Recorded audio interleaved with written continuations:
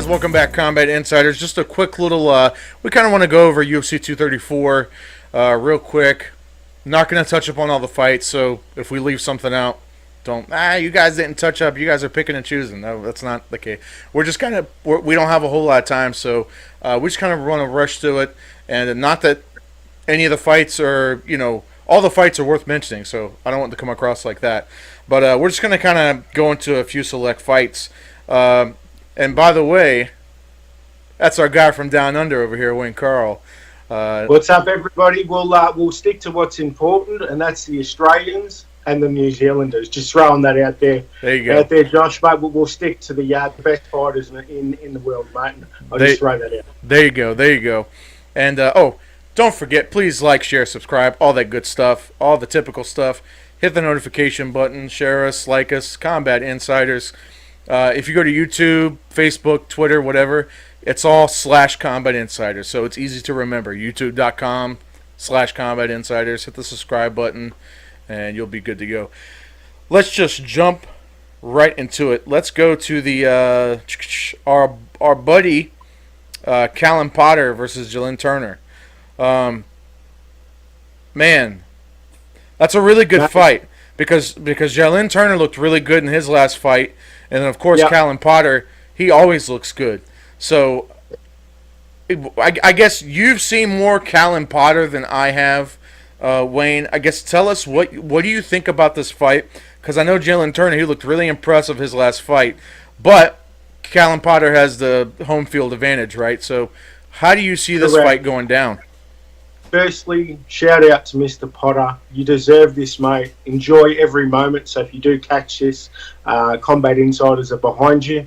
I think it's a great matchup for Callum. Hopefully, Jalen's underestimating him because he's going to come in and, he's early 30s. He's been there, done that. He's fought the best of the best in Australia, and it's his turn. And he's got this opportunity. I think he's going to take out a unanimous decision. I think he's going to be able to get hold of him, judo throw him down, and then control him from the top. He's also got underrated stand-up. Everyone thinks of Potter as a grappler, as someone in the clinch with elbows, and he's really good with submissions. He's got underrated stand-up, and he's got a chin of granite. So, look, I think if he survives the first 30 or 40 seconds, I know Turner's going to come out and throw everything at him. I just think that Callum has experience, and he won't be nervous, and I think he'll be able to pull out the win, and that's what I'm hoping for. So I'll be halfway up Rod Laver Arena, and I'm sure he's going to hear me screaming when he takes out that W. I'm sure he will. Let's just jump right over again. I guess your other Aussie buddy, Jim Crute. He's going to be facing Smiling Sam Alvey. So Smiling Sam Alvey, he's also a friend of the show too. We've had him on several times. And of course, Jim Crute, he's such a nice guy, and he's so skilled and he's so talented. I mean, Sam Alvey, really in the embedded episode, I think that just aired yesterday or today, he really summed it up. He was really giving Jim Crute a lot of props and saying that, if I had his talent at his age, he said I'd be a world champion by now if I had that kind of talent. And I think Jim Crute is really. It's only up, it's only going up from here. With that said, Smiling Sam Alvey is a tough order for anybody. He's got some heavy hands, and he's shockingly powerful. As in, Sam Alvey, he's not one of these huge muscular guys. When you just look at him from a distance, he doesn't seem like one of these guys that packs a whole lot of power. He doesn't come off like that. But my God, how many first rounders? How many of these first round knockouts does he have? Great counter striker. Yeah. From me, I just think Jimmy has more tools. I think he can stand there and trade with him. But I think if Jimmy level changes, double legs him, take him down, I don't think Sam will get back up. Sam, I think, has a counter striker's. That's his best way, making sure that Jimmy comes to him and then catching him if Jimmy gets sloppy. That's the only way I see Sam Alvey beating Jimmy, is if Jimmy gets sloppy, goes head hunting. But I feel if he sticks to the game plan, this is a great matchup. Young Lion versus Old Lion. I love Sam Alvey, but obviously I've got to go. I'm being biased. I know we're on Combat Insiders, but I've got to go for my boy Jimmy Crute. I've seen him on Hex, 22, 23 years old. Yeah, mate, world's his oyster. He wins this and he's just going to elevate straight up. And, when I seen that his opponent pulled out and he got Sam Alvey, one bigger name, and I actually think it's an even better matchup. So, sorry, Sammy, but I've got to go for my boy. I don't know that I even really have a. I don't want to say I don't have a pick. I hate not picking, but get off the fence. Yeah, I should just get off the fence. I like Jimmy Crute a lot. I think he's extreme. Yeah. I think he has so much potential. But man, Sam Alvey was on. He was just on a hot streak. He lost to one of the Nogs, and I think it was Little Nog. Was it Little Nog or Big Nog? Pretty sure it was Little Nog. Was it Little? Okay, he lost to Little Nog, so that kind of threw a wrench in the tires, so to speak. But I think it's going to be real easy for Sam to bounce back. He doesn't really seem like the kind of guy that would let something like that mess with him. I think Sam is on a mission, and I think he was on a title mission, leading up into it. He really has just kind of by talking to him, he's got a lot of. He wants to get that title before he's done. He's dead set on it, because I'm sure what is he like in his mid-30s now, something like that, early 30s, mid-30s. And he said before, maybe how many years does he have left? He's definitely towards the downward slope. I'm not saying he's done by any means. He's got several years left in him. I'm not saying that. But, he's definitely towards the latter end of his career, I guess is the appropriate, right? Whereas Jimmy Crute's on the opposite side. He's still climbing up. He's not even at that peak yet. He's still climbing up. He's nowhere near his peak. He gets better day in, day out. As he said, he started martial arts. I think he said he was 12. He's been doing this for a decade. He's only 22, 23. Sky's the limit. I just feel, I'm going to call it. I reckon it'll be a TKO round 2. I'm going to have to go with my boy Sam Alvey. I'm going to have because I want it for him. I want it for him. I want him to get at least that title shot, at least to get in there and get that taste of that. So I want it for him. I think I'm going to call Sam Alvey. I'm going to say because if he's going to go for it, he's going to go for it. And I'm calling the first round KO. Okay. That's what I'm calling for. Yeah. But again, that's tough because I think Jimmy Crute he's one of the next guys. I think that's going to be on our radar. He's going to be one of the big stars. I really believe that. Hope so. Yep. Let's see. Ricky Simon versus Ronnie Yacht. Oh God. Yaya. That can't be right. That can't be right. Ronnie Yaya. Ricky Simon is a hell of a competitor. Look, straight for me, Ricky Simon takes that. Yeah. I think the one underestimated one, not even the Australian media isn't focusing on this, and that's Nadia Kassem or Nadia K, whatever anybody wants to call her. Yeah. Versus the American that is coming in high, and no one's talking about Nadia. Nadia is 5-0, and 4 of her first fights were first round KOs. She's a beast. She's from ATT. She's going to come out there and she's going to shock the world because no one that really doesn't know the local scene of MMA in Australia, they don't even know Nadia. So I think, UFC 234, this is Nadia's coming out party. She's going to take it and shock the world. I'm probably being biased. I'm not normally like this, Josh.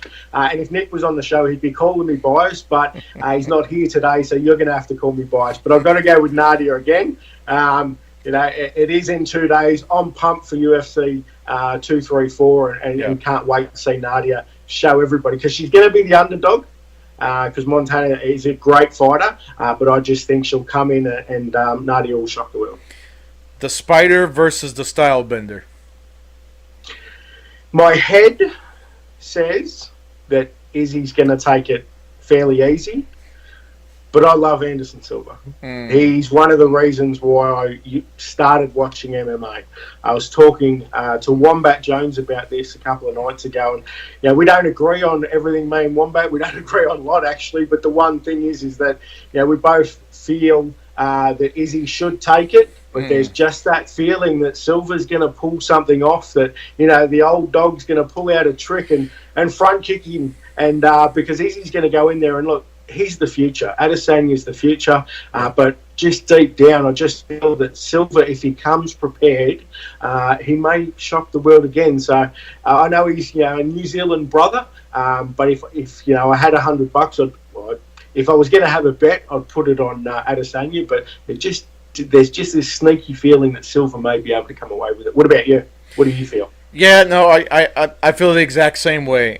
Obviously, Israel is like you said, he's the future of this business. He is his skills and his IQ is man, it's you can't even really compare it to anybody that's maybe John Jones has real high fight IQ. Anderson Silva had real fight well, he still does. He has real high fight IQ.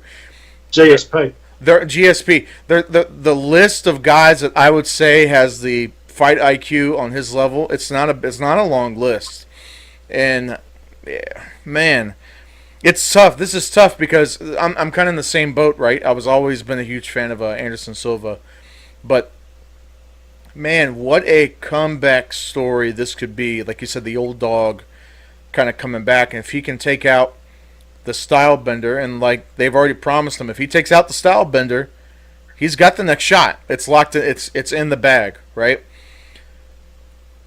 It could literally change the whole landscape. I think a lot of people. Silva versus Whittaker would be massive. Bring that back to Australia. Oh my God! I think people are thinking about this. They're thinking about the Anderson Silva that faced DC on like a 2 days notice. They're thinking about that Anderson Silva, and that wasn't the best Anderson Silva we've seen, right? I think he was fighting DC at 205. Right, and DC, the tough order, and DC, Anderson's strong suit isn't wrestling. He's got great jiu-jitsu. He's got good ground game, but his wrestling, there's really nobody that can compare to DC with that. I'm going to tell you, I'm going to go with the old dog on this one. I'm going to go with the old dog, and I'm going to see Anderson Silva. I think he's going to shock. I think he's going to shock the world. I really do, and I think that maybe this is the last run. If he can do this and get a title shot, I don't know that he beats Robert Whittaker or Kevin Gastelum. I just don't. No. I don't see it. But if he beats him, I'd love to see him in a main event in a title fight. Just one last go, man. I'd really love to see that. I guess straight into the main event with Kelvin Gastelum and Robert Whittaker, old Bobby Knuckles. Do I even have to ask who you have on this one? Well, I don't have his T-shirt on, but you know who my favourite fighter is. And that's Reaper, Bobby Knuckles. Yeah. Watching his open workouts, he looks fitter than ever. Again, I feel he's got too much for Kelvin. Kelvin's still got a puncher's chance to take him out early, but I think as the fight gets into round 2, 3, 4, 5, Rob just gets stronger. He's a different beast, Rob, and once he gets past Gastelum, there's a lot of guys coming up. But it's an MMA fight, 5 rounds, 25 minutes, anything can happen. Yeah. But I feel if they fought 100 times, Rob would win 75, 80 times. And there's always that percentage chance that Kelvin lands or Rob makes a mistake. Not always the best fighter wins the fight. That's MMA. That's why we love it. You watch so many MMA and you think, okay, this guy's a better fighter. He's world credential and he gets beat because it's MMA. They've got 4 rounds gloves. Things happen. Yeah. So I'll go there on Sunday. Not nervous, but excited because I love MMA. But I'm going to sit back and get to watch Robbie Whittaker once again live. And looking forward to it. But for me, round 3 KO. I think he about around the 11th, 12th minute he starts to take over and he head kicks Kelvin and ground and pound, game over. And we'll be standing and cheering in Australia, all 12,000 of us. That's nuts, What do man. you think? No, I'm same thing. I got Robert Whittaker. I just think that Robert Whittaker has had to dig deep, especially his last two fights. I don't know Yeah. that Kelvin has ever. Not to say that Kelvin hasn't had tough fights, but think about the two wars that Whittaker has been in. His last two fights with Romero, they Yeah. were absolute dog fights, and I mean, both of them were hurt, and they both just kept coming. And you're talking the heart and the determination you have to really dig deep and want to come through on that. Man, he's been tested. Whittaker is battle tested. Okay. Yeah. Two fights. Romero, first fight, his knee was done in the first round. Yeah. He fought 4 rounds with a busted knee. Yeah. Second fight, breaks his hand in the first round and Yeah. fights Romero with one hand, his left hand, Yeah. and his feet, and he's able to pull out a win. Now, everyone can sit there and say, 10-8 rounds. Rewatch the fight. He won at 48-47, and Yeah. he did it with one hand. Oh yeah, How 100%. good is he going to be? Like, let's pray he doesn't get injured in this fight, because I still don't think we've seen the best of Robert Whittaker.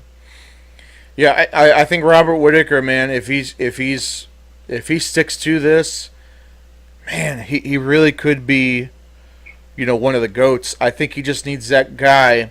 He needs somebody. I don't think Kevin Gastelum is the one to really cement Whittaker's legacy. As good as Gastelum is, and that's not a knock on him. It's just people know who Kelvin is, but he's not the guy that's going to cement your legacy. If we can get You a know what good, the legacy fight is? who's And that? it's not in his weight division. He beats Gastelum, and the 170 champ, who should be fighting at 185, comes up, and he fights two of my favourite fighters, Woodley, Whittaker. There it is, mate. That's the legacy fight. That's a hell of a fight. That's a hell They're of the a same fight, size. and I like it. You gotta I remember, like that fight. Whittaker was at 170. He stepped up. He's never looked better. Yeah. And I actually believe Woodley is probably a 185 anyway. He's big for a 170. I know he's short, Yeah. shorter, but he's built like a brick shithouse. That would be an amazing fight. What about going the other way? You think Going up? Yeah, you think he could go up? Well, he started at 170, 185. Unless they bring in a division between the 185 and the 205, I don't think Rob would go up to 205. Okay. That's just my gut feel. When you start off at 170 and you end up at 205, I know they used to do it, olden day MMA. Yeah. But the way guys train now, a 205 really is a heavyweight. Like, guys are cutting weight, and they're doing it perfectly now. So, if you're a natural, 170, which Rob isn't anymore, but if you're a natural 185er, going up all the way to 205 is a hell of a jump. 195, beautiful. I just think 205 is too high. You might be right. And I'd like to point out something, too. This is kind of something off topic, but I brought this up, I don't know, a few weeks ago. You remember when they canceled the pay-per-view that was going to be in California in January, right? 233, So yeah. that was 233. And I want to say, like, a few weeks later, there was a press conference. And Dana White, somebody asked, since you, are you going to be adding another pay-per-view on to the end of the year since 233 is canceled? He said, oh, it's not canceled. We just postponed it. We moved it around. Wayne, I know I've lost some brain cells over a short period of time, my friend, but where the hell is UFC 233 at? Where did it go? We're about to have Maybe 234. they'll sneak it in after 235 and they'll just call it 233 2.0 version. Who the hell knows what happened to 233? You know what? We don't rely on one or two fights anymore.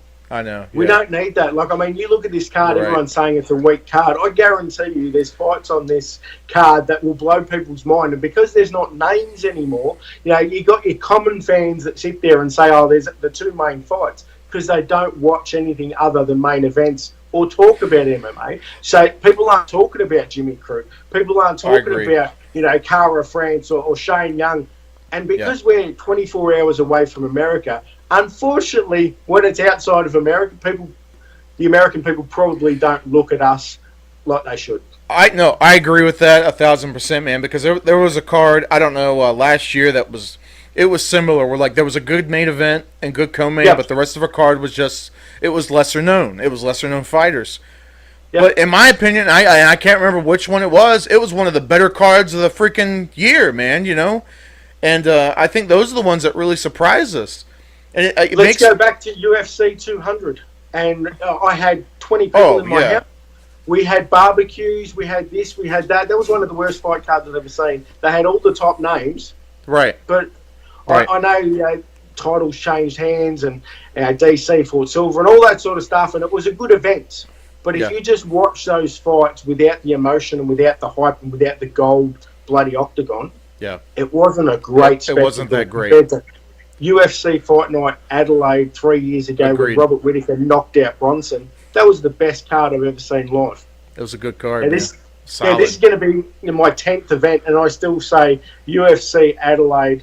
UFC Melbourne, the first one. It was at Rod Laver. I went there. The main card was actually cancelled. That was Rockhold. He got pulled out. They put Robbie Whittaker up there, and this is before he was a champion. Yep. We went there. It was the loudest crowd and the best fight card I've seen live. So, trust me, UFC 234 is going to be epic. It's going to be epic, 100%, man. In agreement with that. Well, that's going to be it for us. We're running out of time here, but guys, once again, tune in to UFC 234. It's going to be awesome. Support the Aussie guys, man, because we've said before, like, the talent pool out there is so deep. And it's just really, we're just scratching the surface with the talent out there. And, support those guys, man. Support the local guys. Support the guys that don't have that big name yet. Get out there, Google the people, look people up, figure it out. I mean, I can't speak enough about it. But please check out, once again, YouTube, Facebook, Twitter, all that good stuff. Subscribe. And for Wayne Carl, for Joshua Furs, we're Combat Insiders. And we're out. Peace out.